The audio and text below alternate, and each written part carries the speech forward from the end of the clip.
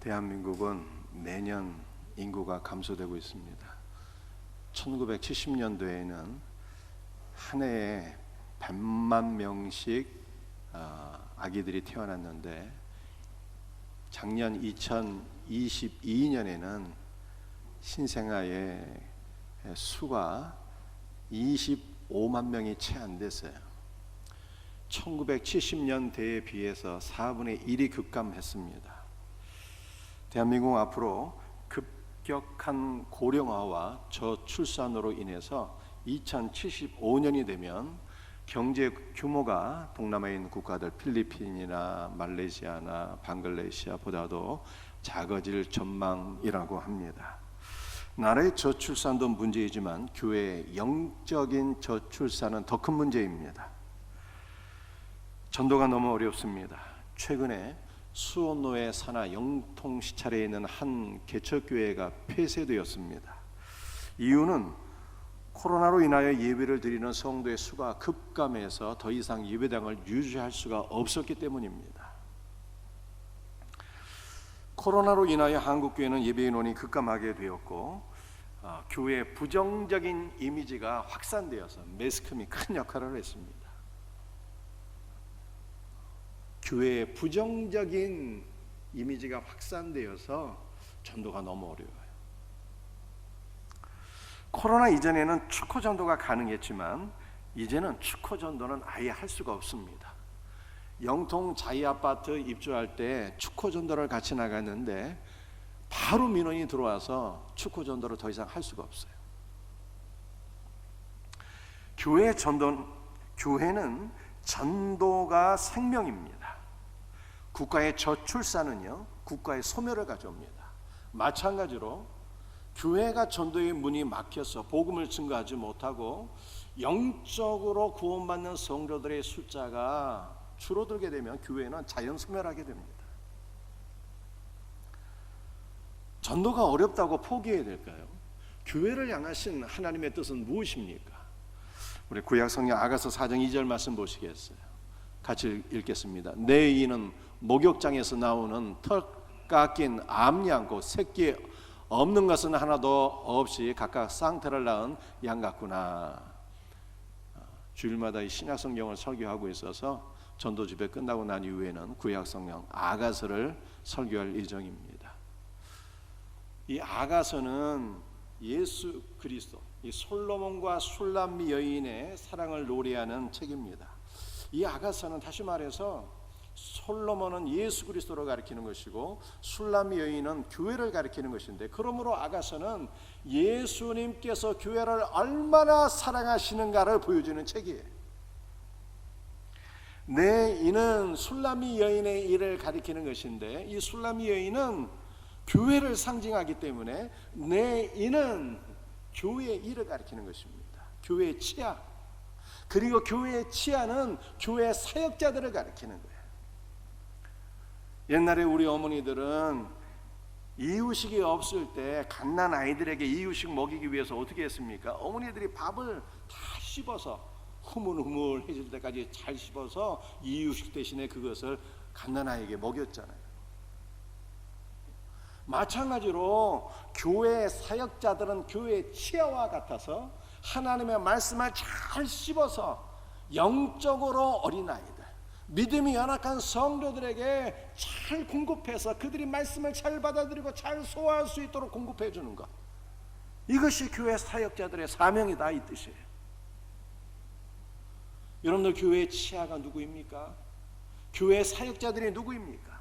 목회자요, 우리 셀 리더요, 교사들입니다. 나아가서 우리 모든 성도들이 다 왕같은 제사장이요, 다 교회 사역자들이에요. 그러므로 우리는 어떠한 사명에 있는 것입니까? 하나님의 말씀을 잘 씹어서 우리 새가족들이, 믿음이 연약한 성도들이 하나님의 말씀을 이해하고 잘 받아들일 수 있도록 잘 공급해 주는 것, 이것이 교회 사역자들의 사명이다 라고 하는 것을 말씀하고 있는 것입니다. 내 이는 목욕장에 나오는 털 깎인 암양, 그 새끼 없는 것은 하나도 없이 각각 쌍태를 낳은 양 같구나. 새끼가 없다는 것은 유산한 일이 없이 각각 쌍태를 낳은 암양 같다라고 하는 뜻입니다. 이 말씀은 교회 사역자들에 대한 칭찬이요 축복입니다. 즉 교회 사역자들은 영의 양식을 믿음이 연약한 성도들의 잘 공급해서 하나도 잃어버리지 아니하고 쌍태, 즉 많은 새끼들을 낳아서 그들을 그리스도께로 인도하는 사역자가 될지어다 라고 칭찬하며 축복하는 것입니다. 그러므로 우리 모든 교회 사역자들이 하나님의 말씀을 잘 공급하고 그리스도 예수 안에서 많은 생명을 낳아서 그리스도께로 인도하는 영적인 다산의 은혜가 있기를 주 예수의 이름으로 축복합니다. 마태복음 4장 19절 말씀이에요. 말씀하시되 나를 따라오너라 내가 너희로 사람을 낚는 어부가 되게 하리라. 예수님은 제자들에게 너희가 구원을 받으려면 또는 너희가 거룩해지려면 나를 따라오라 이렇게 말씀하지 않으셨어요. 여러분들 구원은 예수님 맨날 즉시 구원 받는 거예요. 예수님을 따라가는 목적이 무엇입니까? 구원받는 것도 아니고 거룩해지는 것도 아니에요. 주님 말씀하시기를 나를 따라오너라 그리하면 내가 너희로 하여금 사람을 낚는 어부가 되게 하리라 라고 말씀하셨습니다. 그러므로 우리는 예수 그리스도를 따르되 사람을 낚는 어부가 되겠다고 하는 그러한 분명한 목적을 가지고 그리스도를 따라야 된다는 것입니다. 신앙생활의 목적이 뚜렷해야 돼요. 전도는 선택사항이 아닙니다. 예수 그리스도의 지상 명령이요 신앙생활의 목적이라고 주께서 말씀하셨어요. 사람을 낚는 어부가 되기 위하여 우리에게 필요한 것이 무엇이겠습니까? 첫 번째로 필요한 것은요 나를, 즉 예수 그리스도를 따라가는 거예요. 예수님은 제자들에게 너희는 전도자가 될 준비가 충분히 다 되어 있다. 그러니까 지금부터 나를 따라오너라 이렇게 말씀하지 않으셨습니다. 예수님은 나를 따라오라 그리하면 내가 너희로 사람을 낚는 어부가 되게 하리라 그렇게 약속하신 거예요. 누구도 갈릴리의 촌뜨기 어부들이 사도여 전도자여 교회 창설자가 되리라고는 생각하지를 못했습니다. 그러나 그것이 그리스도께서 자신을 따르는 제자들에게 이루신 역사입니다. 우리도 마찬가지입니다. 우리는 우리의 힘으로 사람을 낚는 어부가 될 수가 없어요. 그 어떤 방법으로도 전도자가 될 수 없습니다. 신학대학에 진학한다고 전도자가 되는 것이 아닙니다. 어떤 선교단체에 들어가서 훈련을 받는다고 전도자가 되는 것이 아닙니다. 물론 어느 정도 도움을 받을 수 있겠지만 본질적으로 사람을 낚는 어부가 되기 위해서는 반드시 예수 그리스도를 따라야 돼요. 그래야 전도자가 되는 것입니다. 그렇다면 예수님을 따른다는 것은 과연 무슨 뜻일까요? 첫 번째로 예수님을 따른다는 것은요 세상과 분리되는 것입니다. 세상과 구별되는 것입니다. 제자들은 예수님을 따르기 위하여 이전에 추구하던 모든 삶을 다 버렸습니다. 부모, 형제도, 친구도, 이웃들도 다 떠나가야 했어요. 또한 물고기 잡는 어부의 잡도 포기했습니다. 즉 제자들은 전도를 위하여 사실상 세상을 떠난 것입니다. 이것은 우리에게 무엇을 교훈하고 있습니까? 우리는 가족을 버리거나 직업을 포기하도록 부르심을 받은 것이 아닙니다. 그리스도인이 가정과 직장에서 신실한 것은 그리스도께 드리는 예배와 같습니다. 그러므로 성도는 가정에서도 직장에서도 신실해야 돼요. 하지만 우리는 세상의 모든 경건하지 못한 것들과 세상의 모든 경건하지 못한 사람들로부터 분리되고 구별되어야 합니다. 성도가 세상 사람들과 동일하게 경건하지 못한 삶을 살면서 전도자가 될 수가 없습니다. 죄인이 죄인을 변화시킬 수가 없습니다. 불경건한 자는 불경건한 자들을 전도할 수 없어요. 만약 여러분이 흑암의 왕국에 속한 자라면 결단코 어둠을 물리칠 수 없습니다. 어둠에 사로잡힌 자들을 구원할 길이 없어요. 따라서 우리가 사람을 낚는 어부가 되고자 한다면 세상을 사랑하는 자가 아니라 어떻게 하면 내가 세상으로부터 멀어질까를 깊이 고민하셔야 되는 것입니다. 그런데 하나님의 자녀들이 세상의 모든 유혹으로부터 멀어진다라고 하는 것은 결단코 쉬운 일이 아니에요. 창세기 6장 2절 말씀을 한번 보시겠습니다.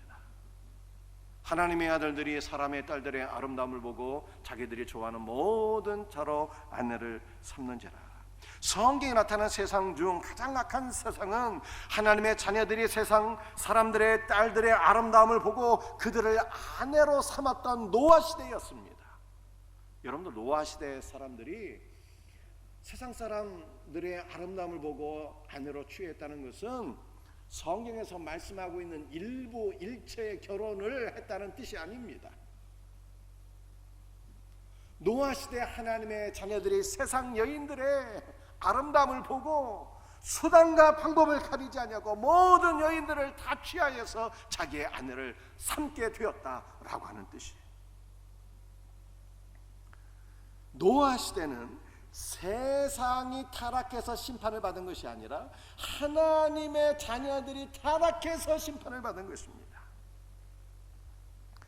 노아 시대 홍수 심판은 타락하는 하나님의 자녀들을 세상과 분리시킬 수 있는 유일한 길이었고, 죄로 물든 하나님의 자녀들이 정결해질 수 있는 유일한 방법이었어요. 성도는 세상 속에서 살아가고 있지만 세상과 분리가 되고 구별이 되어야 됩니다. 그렇지 않으면 반드시 하나님의 심판이 온다는 것이 성경의 말씀이에요. 마가복음 13장 14절 말씀입니다. 여러분들 새벽기도 나오신 분들은 말씀 다 기억할 줄로 믿습니다. 멸망에 가증한 것이 서지 못할 것에 선 것을 보거든. 멸망에 가증한 것은 멸망을 초래하는 가증한 우상이라는 뜻입니다. 서지 못할 곳에 선 것은 마태복음 24장 15절 말씀에 볼 것 같으면 거룩한 곳에 선 것을 보거든, 이러한 뜻이에요. 이 거룩한 곳은 성전을 가리키는 것입니다. 그러므로 너희가 멸망에 가증한 이 우상이 하나님의 성전에 선 것을 보거든, 이라는 말씀입니다. 여러분들, 하나님의 성전에 우상이 세워진 적이 있었습니까? 헬라 제국이 알렉산더 대왕이 죽고 난 이후에 네 나라로 분열이 됩니다. 그 가운데 한 나라가 셀코스라고 하는 왕국인데, 그 나라의 왕국이 에피파네스라고 하는 왕이 있었어요. 이 에피파네스가 이스라엘을 점령하고 예루살렘 성전 안에 제우스 신상을 세우고 그 제우스 신상에다가 돼지 고기로다가 제사를 드려서 하나님의 성전이 더럽혀진 것입니다. 그리고 AD 70년에는 로마의 디도 장군이 예루살렘 성전을 파괴하고 성전 안에다가 로마 황제의 깃발을 꽂았어요. 그런데 로마 시대에는 황제가 신으로 숭배를 받았습니다. 그 황제의 모습이 그려진 황제의 깃발을 성전 안에 꼽은 것은 그 자체가 우상이었어요. 하나님의 성전이 더러워진 것입니다. 그런데 이 거룩한 성전이라는 것은, 눈에 보이는 것은 사실 그림자요. 참 성전은 예수님이며 예수 그리스도와 연합된 우리 성도들이 참 성전이에요.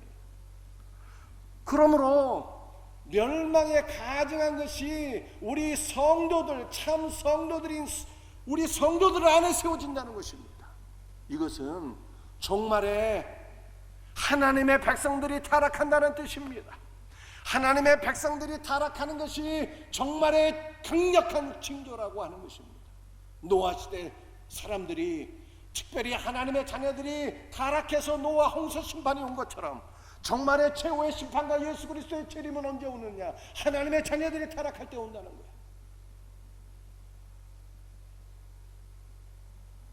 하나님의 자녀들인 이 교회가 지금 타락하고 있는 것을 우리는 보게 됩니다.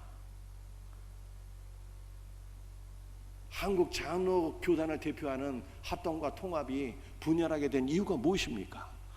WCC 때문이었어요. 그 WCC는 종교다원주의를 가리키는 것입니다. 종교다원주의를 용납할 것이냐 배척할 것이냐, 이것 때문에 교단이 분열이 되었어요. 한국 장로교단을 대표하는 통합 측이 종교다원주의를 받아들인 것입니다. 여러분들, 종교다원주의가 무엇입니까? 예수 그리스도의 어느 종교든지 다 구원의 길이 있다는 것입니다. 마리아를 믿어도 되고, 이슬람의 마호메트를 믿어도 되고, 불교의 석고모니를 믿어도 다 구원이 있다는 거예요. 이것을 받아들이는 것이 바로 우상이 교회 안에 들어오는 하나님의 백성들의 영적 타락이에요. 여러분, 오늘날 매스컴을 보게 되면 이단들이 얼마나 극성을 부리고 있습니까? 전에는 이 신천지가 막 숨어서 은밀하게 포교를 했는데, 코로나가 끝나니까 이제는 자신의 정체성을 다 드러내놓고 뭐 담대하게 포교하고 있어요. 그래서 한국 대형교회 안에 신천지가 들어오지 않은 교회가 없다고 그러잖아요. 얼마 전에 신천지에서 10만 성도 수료식이 있었는데, 신천지 수료식이 있었어요. 참으로 안타까운 것은 국민의힘 이 정치권 인사들 가운데 많은 사람들이 그곳에 참석해서 축하 인사를 했다는 거예요.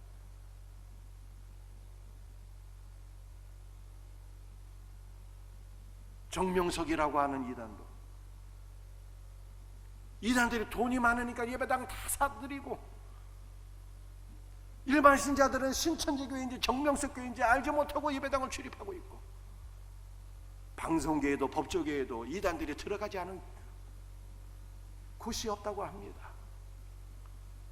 하나님의 교회가 타락하는 거예요. 또 황금 만능주의가 교회 안에 들어와서 목회자들이 타락하고 성도들이 타락하고, 이렇게 하나님의 자녀들이 타락하는 것이 종말의 강력한 징조래요. 이것은 우리 하나님의 자녀들이 세상과 구별되는 것이 쉽지 않다는 거예요. 교회가 타락할 때 마지막 종말이 오게 되는 것입니다. 타락한 교회는 절대로 세상을 변화시킬 수가 없습니다. 세상에서 지탄거리가 되고 조롱거리가 되고 세상이 오히려 교회를 염려하고 있습니다. 그러나 종말의 모든 교회가 다 타락하는 것은 아닙니다. 땅 끝까지 복음을 증거하는 생명력 있는 교회가 있어요. 거룩한 교회를 통해서 세상은 복음을 듣고 변화됩니다. 그러므로 우리는 생명력 있는 교회가 되고 거룩한 교회가 되어야 합니다. 어떻게 생명력 있고 거룩한 교회가 될 수가 있습니까? 우리 성도들이 극장이나 스포츠 센터나 마트나 술집에서 은혜 받을 수 있겠어요? 술집에서 술 마시면서 은혜 받을 수 있겠냐고요?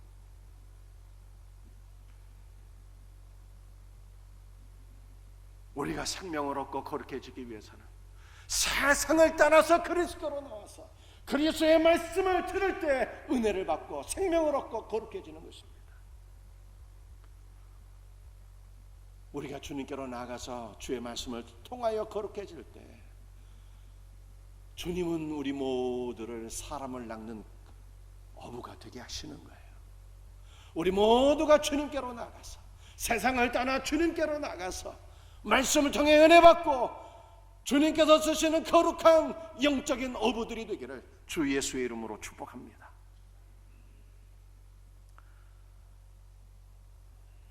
나를 따르라 라고 하는 것은요, 세상과 구별되어야 된다는 뜻이고, 그리스도와 동행하라는 게 두 번째. 그리스도와 동행하라.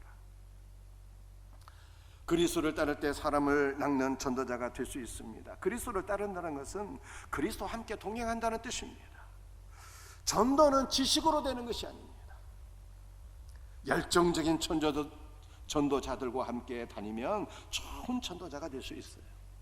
수원신학교에서 전도학을 가리키는 분이 계신데 이영희 전도사라는 분이에요. 이분이 권선제일교회에서 지금 살고 계신데 다 쓰러져가는 교회를요 다시 일으켜 세웠어요. 제가 이분과 함께 우리 수원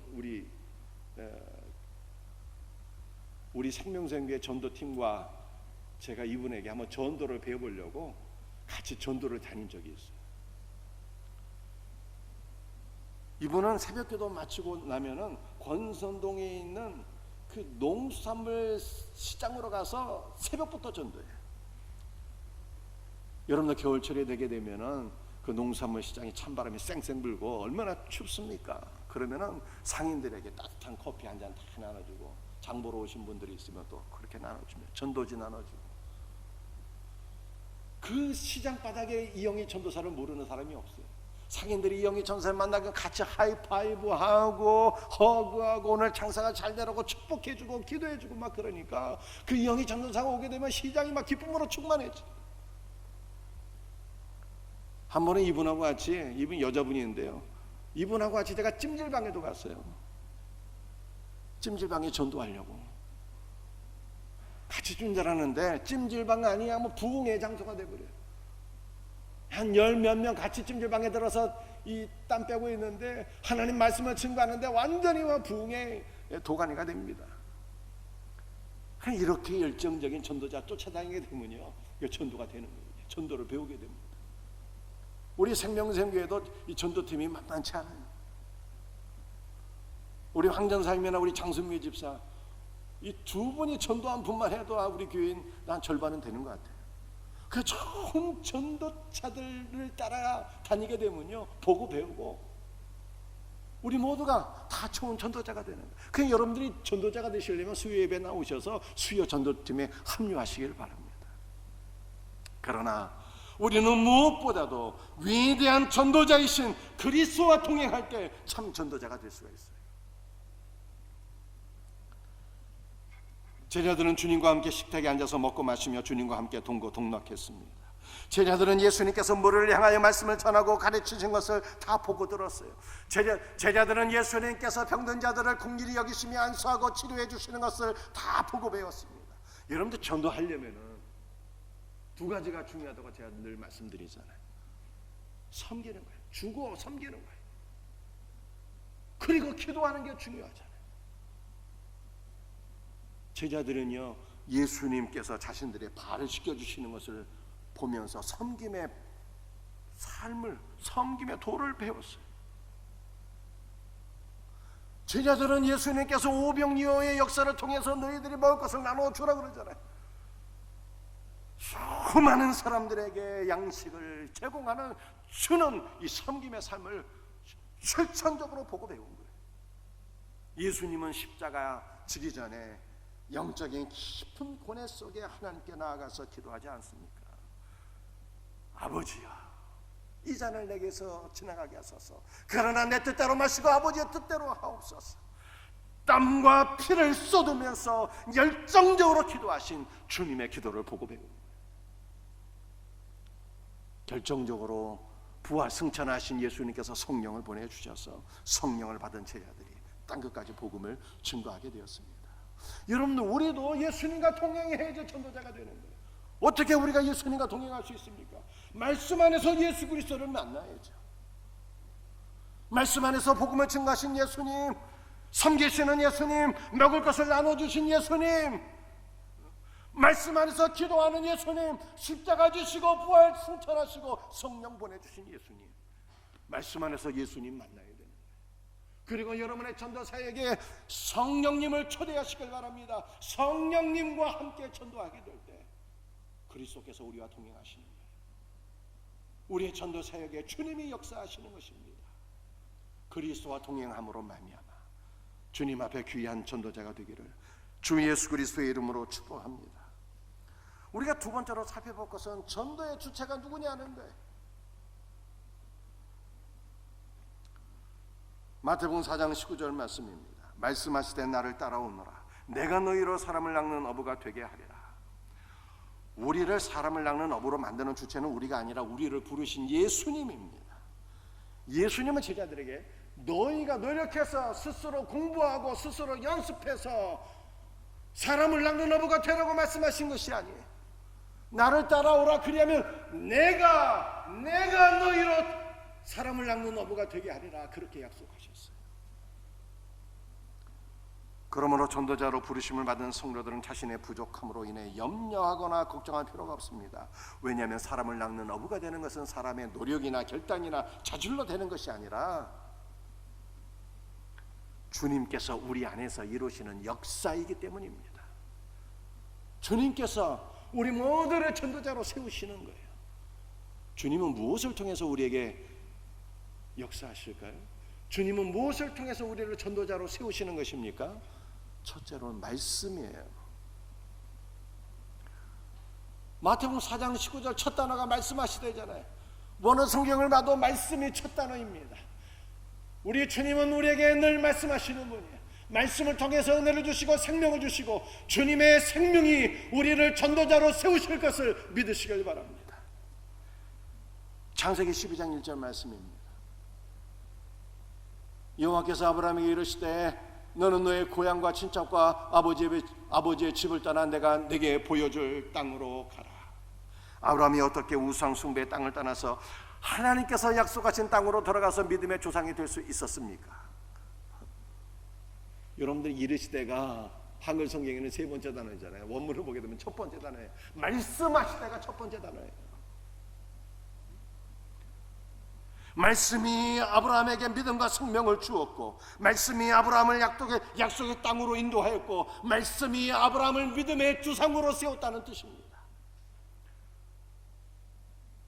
요한복음 6장 말씀을 보게 되면 주께서 말씀하시기를 내가 너에게 전한 말씀이 영이요 생명이라고 했습니다.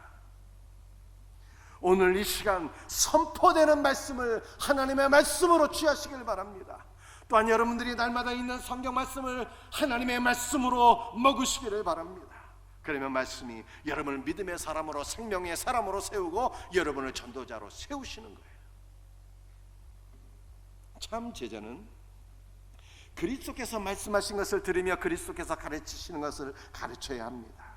만약 우리가 그리스도의 말씀을 듣고 그리스도의 말씀을 신실하게 전하는 자가 된다면 그 말씀이 우리를 전도자로 세우십니다. 그러나 많은 목회자들이 주님이 말씀하시고 사도들이 증거한 말씀을 증거하지 않습니다. 인간의 죄와 그리스도께서 이루신 속죄와 천국과 지옥과 심판에 대해서 증거하는 것을 부담스럽게 생각해요. 죄에 대해서, 심판에 대해서, 지옥에 대해서 이야기하게 되면 사람들의 마음이 불편해지고 교회 성장이 안 된다는 것입니다. 그러므로 예수님은 조금 말하고 사람들이 듣기에 좋은 얘기들, 윤리와 도덕을 말하고 부자가 되고 성공하고 잘 되는 법을 가르칩니다. 그러나 그것은 복음에서 한참 멀어진 메시지. 예수님은 제자들에게 나를 따라오라고 그랬잖아요. 나를 따라오라는 것이 무슨 뜻입니까? 너희가 나를 따라와서 내가 너에게 전한 말씀을 잘 듣고 내가 너희에게 전한 말씀을 증거하라는 뜻입니다. 내가 설교한 것을 잘 듣고 내가 설교한 것을 전하라는 뜻입니다. 전도자는 말씀으로 되는 거예요. 주님의 말씀을 잘 듣고 전함으로 말미암아 말씀 안에서 우리 모두가 전도자로 세워지기를 예수 그리스도의 이름으로 축복합니다.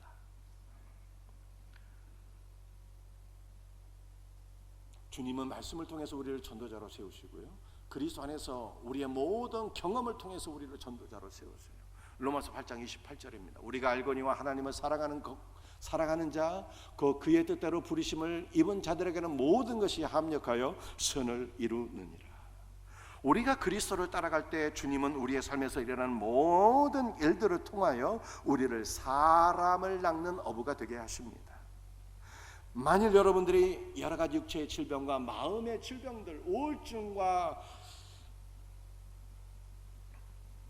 공황장애와 같은 어려움을 경험할지라도 그리스도를 끝까지 신뢰하며 그리스도를 따라간다면 그리스도 안에서 위로를 받고 생명을 얻게 될 것입니다. 그러면 여러분들이 그리스도 안에서 얻은 그 위로가 여러 가지 육체의 질병과 마음의 질병으로 힘들어하는 사람들을 위로하고 그들을 그리스도께로 인도하는 원동력이 되는 것입니다. 만약 여러분이 하나님의 섭리 안에서 부자가 된 이후에도 여전히 그리스도를 사랑하며 겸손히 그리스도를 따라갈 수 있다면 하나님을 알지 못해서 돈을 힘으로 삼는 이 시대의 악한 부자들을 주님께 인도하는 일에 반드시 크게 쓰임을 받게 될 것입니다. 만일 여러분이 하나님의 섭리 안에서 가난하게 된다면 그러나 가난할지라도 여전히 주님을 신뢰하고 주님을 의지하고 주님을 기쁨으로 여긴다면 여러분들은 가난한 자들에게 큰 영향력을 미치는 위대한 전도자가 될 것입니다. 하나님은 우리가 그리스도 안에서 경험하고 있는 모든 것들을 통하여 우리를 사용하셔요. 그러므로 믿는 신자에게 경험되어지는 모든 것들은 다 감사가 되는 거예요. 세 번째, 그리스도 안에서 오직 믿음이에요. 예수님은 자신을 따르는 자들에게 성령을 부어주셔서 사람을 낚는 어부가 되게 하셨어요. 여러분들, 성령님은요, 믿는 자들에게 믿음을 주시고 그것도 담대한 믿음, 순종을 수반하는 믿음을 주세요. 그 믿음으로 우리는 전도자가 되는 것입니다. 여러분들, 어부는 물고기를 볼 수가 없어요. 깊은 바다에 가서 고기를 잡을 때 고기가 눈에 보입니까? 물고기가 보이지 않을지라도 그물을 내리잖아요. 물고기를 잡을 수 있을 것이라고 하는 생각과 기대를 가지고 그물을 던지는 거예요. 따라서 그물을 던지는 것 자체가 일종의 믿음의 행위예요. 전도자들은 복음의 그물을 던질 때 오직 믿음으로 복음의 그물을 던지는 것입니다. 어부는 그물을 내려도 실패할 때가 많아요. 그러나 그 그물 가득 고기를 잡을 수 있다고 하는 그 믿음과 소망을 가지고 그물을 내리는 것처럼 영적인 어부들도 믿음으로 복음의 그물을 던지는 것입니다. 여러분들 가운데 낚시 좋아하시는 분들 계십니까? 낚시를 좋아하는 분들은 계실지라도 아마 참치를 잡아본 분들은 없을 거예요. 참치잡이 혹시 한번 해보신 적이 있습니까?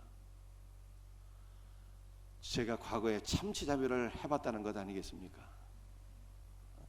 아주 오래전에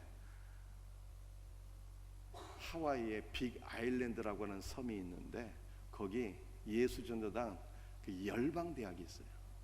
그 열방대학 목회자 DTS 그 과정이 있는데 그게 목회자 훈련받는 과정이죠. 와우리 교회 박만규 목사하고 거기 같이 갔는데 주말은 자유 시간이에요. 할 일도 없고 뭐 할까 생각하다가 참치잡이 한번 해보자. 참치잡이를 해야죠.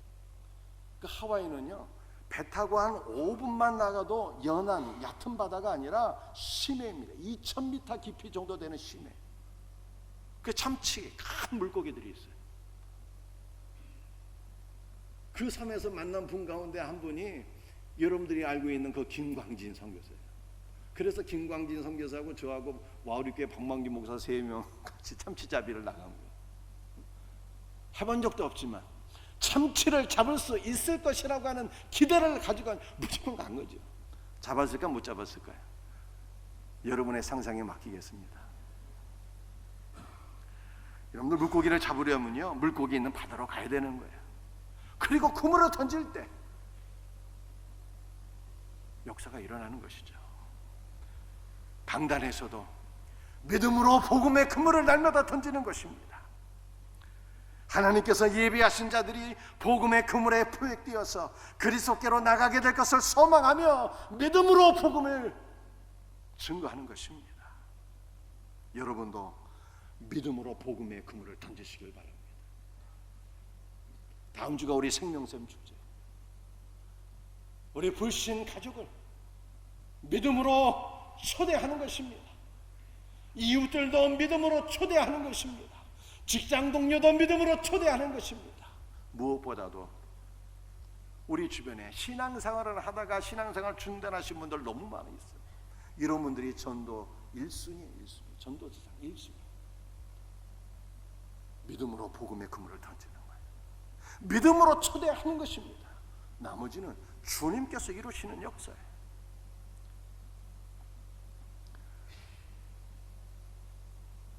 여러분들, 오늘 제가 전한 말씀 다 기억할 수 있겠습니까?